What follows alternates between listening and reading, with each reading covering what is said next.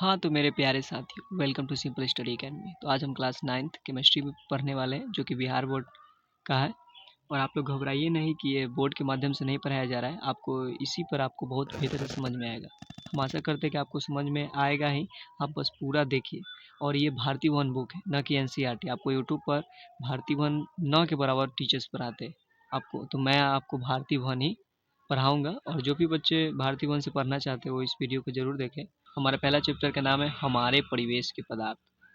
तो बिना समय गवाए हुए हम पढ़ते हैं। पहले का हमारे परिवेश के पदार्थ।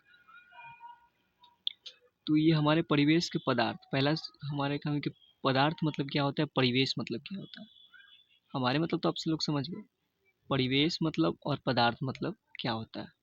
तो आप सिंपल भाषा में समझिए कि परिवेश का मतलब होता है कि आसपास आसपास के, और जो पदार्थ मतलब जो कोई वस्तु, यानी कि आसपास की जो भी वस्तु है तो उसे क्या कहेंगे, पदार्थ कहेंगे। बस सिंपल। यहाँ पर आपको डिफिनीशन भी मिलेगा कि कोई भी वस्तु जो कुछ स्थान घेरे, जिसमें द्रव्यमान एवं आयतन हो और जो अवरोध उत्पन्न करे, पदार्थ कहलाती है। तो हम आपको समझाते हैं कि कैसे कोई वस्तु द्रव्यमान को घेरता है, इसमें आयतन होता है और अवरोध को उत्पन्न करता है।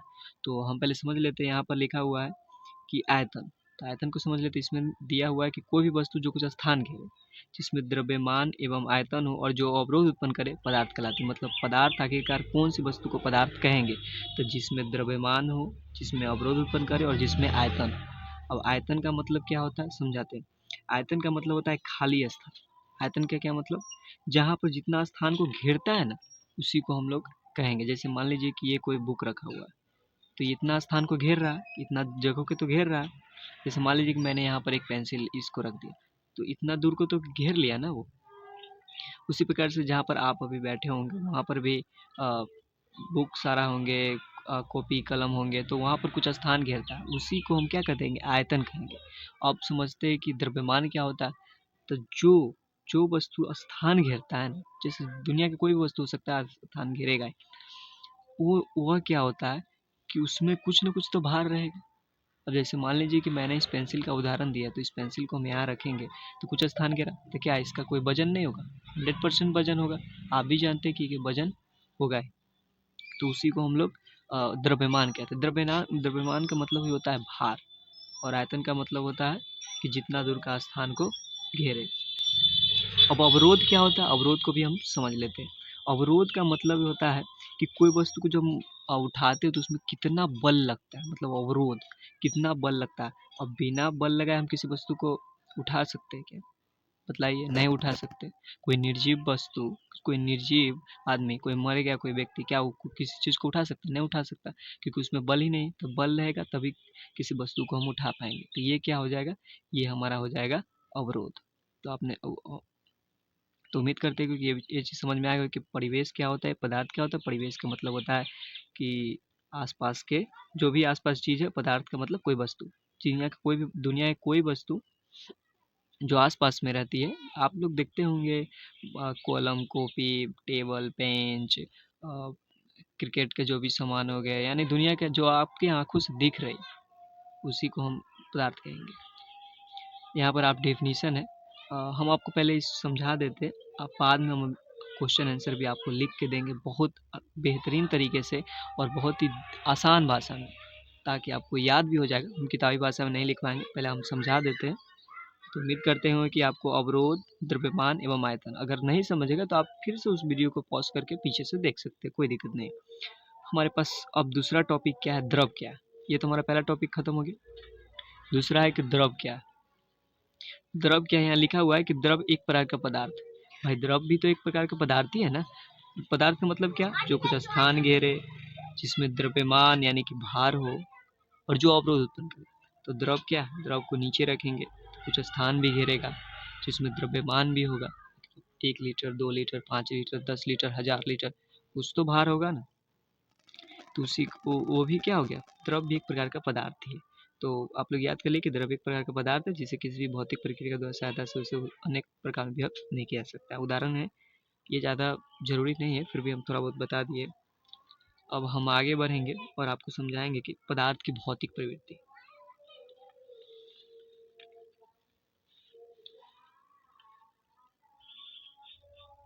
तो देखिए यहाँ पर दिया हुआ है कि पदार्थ की भौतिक प्रवृत्ति। तो भौतिक प्रवृत्ति 5 होते हैं इसमें। पहला यहाँ दिया हुआ है, पीछे 4 गो और है, हम उसको समझा देंगे।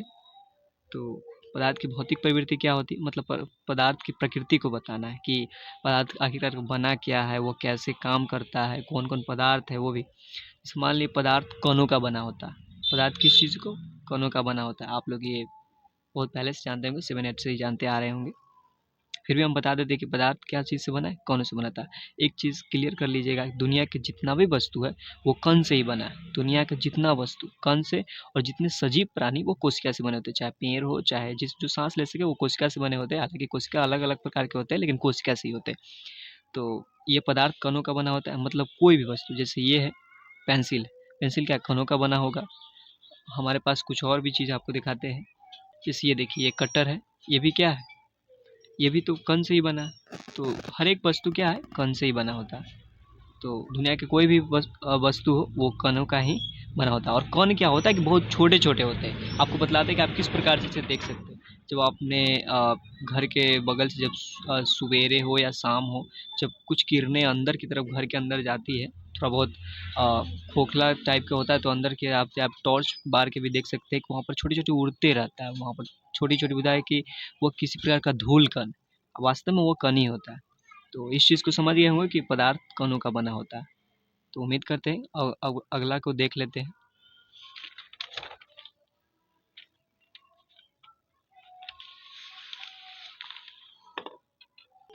तो देखिए हमारे पास दूसरा है कि पदार्थ के कण अत्यंत सूक्ष्म होते हैं। मतलब जो कण होता है वो बहुत छोटा होता है, बहुत छोटा।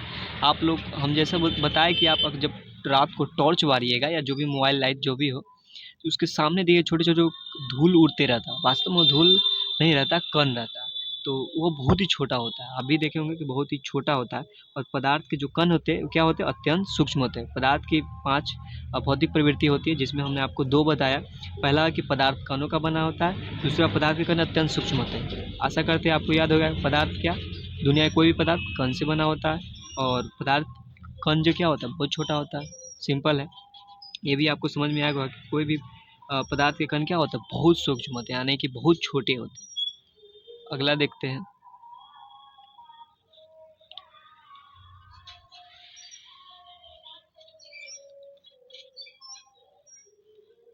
तीसरा नंबर को देखिए। तो तीसरा नंबर को देखिए, लिखा है कि पदार्थ के कण अनवरत गतिशील रहते हैं। अनवरत का मतलब कि हमेशा। जितना जो जो भी पदार्थ कणों का बना होता है, पहला है कि जो पदार्थ, दुनिया के कोई भी पदार्थ कण से बना है। दूसरा है कि पदार्थ के कण अत्यंत सूक्ष्म होता है, यानी बहुत छोटे होते हैं। और तीसरा क्या है, पदार्थ के कण अनवरत गतिशील, मतलब हमेशा गतिशील रहता है। अगर ये पेंसिल है तो पेंसिल क्या है, पहले कण से बना है। इसमें छोटे छोटे कण होंगे, बहुत छोटे होंगे, और ये अंदर ना चलते रहता है। मतलब छोटे छोटे कण क्या, मतलब गति करते रहते हैं, लगातार गति करते रहते हैं। आपको दिखेगा नहीं, क्योंकि इतना पास होता है, इतना पास होता है कि आपको दिखेगा नहीं, लेकिन गति हमेशा करते रहते हैं। यहाँ पर लिखा कि पदार्थ के कण अनवरत गतिशील रहते हैं। आप लोग हो सके तो इसे नीचे वाला पढ़ लीजिएगा, लेकिन आप समझ लीजिए सिंपल कि पदार्थ के कण अनवरत गति, मतलब हमेशा गतिशील रहते हैं। अब हम 4 नंबर को देखते हैं। 4 नंबर में क्या लिखा हुआ है कि पदार्थ के कण एक दूसरे को आकर्षित करते हैं। क्या करते हैं? पदार्थ के कण एक दूसरे को आकर्षित करते हैं। मतलब क्या करते हैं?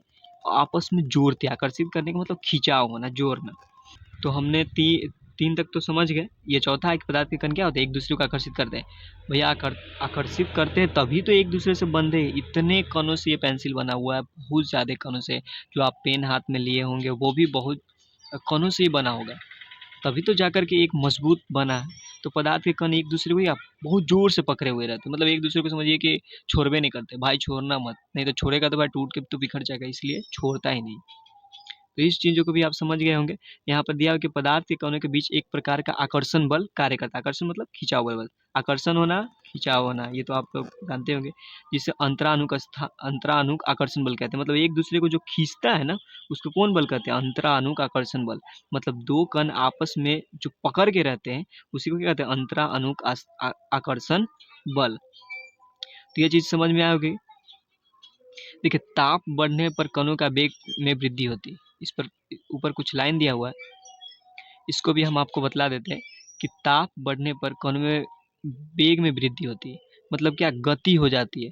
अब कैसे गति हो जाती है, जैसे मान लीजिए कि आप पानी को खौलाइए, चीनी रखिए, उसका कनौर गतिशील हो जाएगा, वो तुरंत गतिशील होने के भाप बन के उड़ने लगेगा। तो ताप बढ़ाने पर जैसे टेम्परेचर जितना दीजिएगा वो क्या होगा, गतिशील होते रहेगा। जैसे मान लीजिए कि एक कमरा में बहुत सारे लोग हैं और उसमें क्या हुआ कि एक टीचर बड़ा बहुत सबको मारने लगा, बहुत सबको मारने लगा, तब सब बच्चा में अफरा तफरी मचने लगा। मतलब टेम्परेचर का मतलब टीचर टेम्परेचर देने लगा और जो जितने बच्चे हैं, उदाहरण के लिए वो एक प्रकार का कण है और गतिशील होने लगा। तो उम्मीद करते हैं कि ये भी आपको समझ में आ गया होगा। अब अगला भी देख लेते हैं। आप चाहे तो इसका उदाहरण भी पढ़ सकते हैं, नीचे दिया हुआ है। नीचे दिया हुआ है एक लोहे की कील, खड़िया, टुकड़ा, ये सब आप पढ़ सकते हैं। आपको हालांकि पढ़ने की ज़्यादा ज़रूरत नहीं है, आप पढ़ने का मन हो तो आप पढ़िए, नहीं पढ़ने का मन है तो भी आप छोड़ सकते हैं।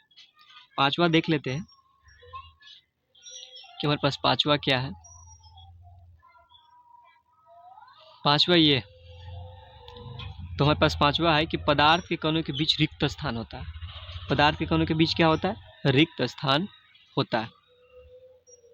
मतलब पदार्थ के कणों के बीच क्या, रिक्त का मतलब क्या, खाली स्थान। रिक्त का